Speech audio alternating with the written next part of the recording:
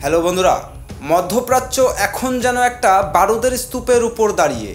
গাজায় স্বাস্থ্য সংস্থার উপর ইসরায়েলি হামলা, সিরিয়ার অপ্রত্যাশিত আক্রমণ এবং ইরানের পারমাণবিক কর্মসূচি নিয়ে নতুন উত্তেজনা তৈরি হয়েছে।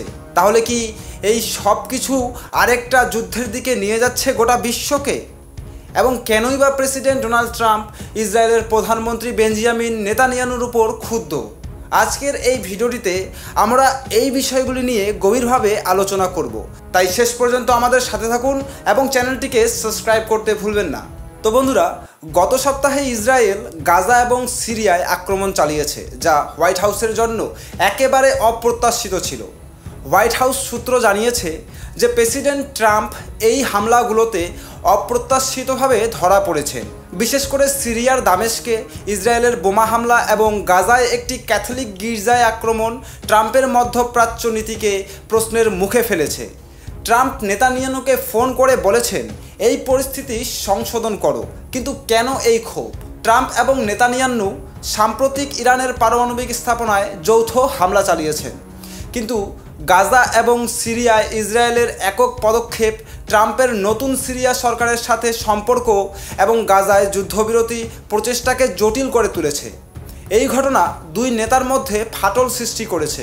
এখন প্রশ্ন হলো, ট্রাম্প কি নেতানিয়াহুকে নিয়ন্ত্রণ করতে পারবেন, নাকি ইসরায়েল আরও স্বাধীনভাবে কাজ করবে?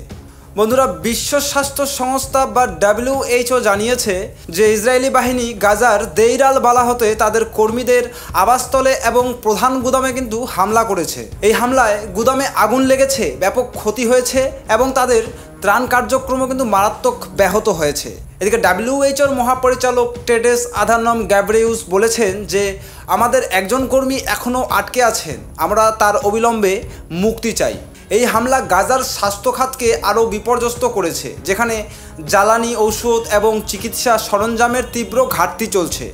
স্থানীয় স্বাস্থ্য কর্মকর্তারা সতর্ক করেছেন যে আগামী দিনগুলোতে ক্ষুধার কারণে ব্যাপক মৃত্যু হতে পারে। এই ঘটনা কি ইসরায়েলের উপর আন্তর্জাতিক চাপ বাড়াবে? আপনাদের কি মনে হয়? আমাদের কমেন্ট করে কিন্তু অবশ্যই জানাবেন। এদিকে ইরান এবং ইসরায়েলের মধ্যে উত্তেজনা এখন কিন্তু চরমে। ইরানের পররাষ্ট্রমন্ত্রী আব্বাস আরাঘচি বলেছেন যে তাদের পারমাণবিক সীমিতকরণ অব্যাহত থাকবে, যদিও তারা আলোচনার জন্য উন্মুক্ত।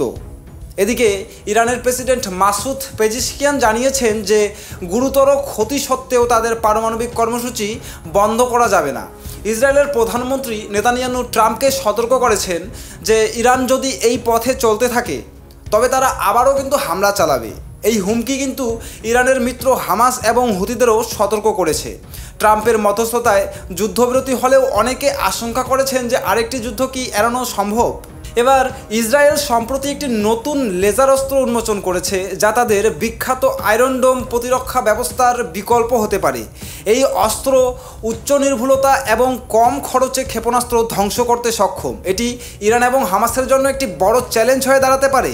কিন্তু এই অস্ত্র কি সত্যি যুদ্ধের গতিপথ বদলে দেবে, নাকি এটি মধ্যপ্রাচ্যে আরও উত্তেজনা সৃষ্টি করবে? এটি এখনও পরীক্ষার পর্যায়ে রয়েছে, তবে এর সম্ভাবনা ইতিমধ্যেই আলোচনার কেন্দ্রে। মধ্যপ্রাচ্যের এই সংকট কোন দিকে যাবে?